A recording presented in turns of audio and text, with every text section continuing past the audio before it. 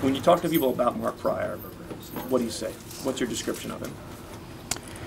Senator Pryor simply isn't putting Arkansas first anymore. He said that for 24 years while he's been running for office, but for the last 5 years he's been putting Barack Obama first. He votes with him 95% of the time. He cast the decisive vote for Obamacare. He's enabled the president to add $1 trillion on average to our debt every year. Whatever Senator Pryor has been saying in Arkansas, he hasn't been voting that way in Washington, D.C.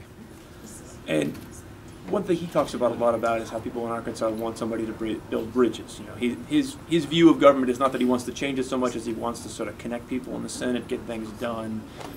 Obviously, he portrays you as somebody who would change a lot of things about the Senate. Do you believe that there's some call to be a bridge builder, to be a compromiser? Is that what Arkansas wants? I think Arkansans want a conservative voice in the Senate. Arkansans have always been conservative. For most of my life, they've been Democrat. They've been conservative Democrats.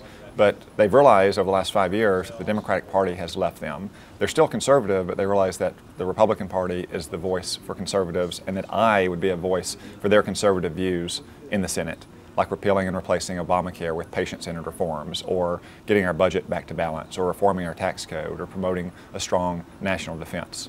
Whereas Mark Pryor is voting the liberal line in Washington, no matter what he says in Arkansas.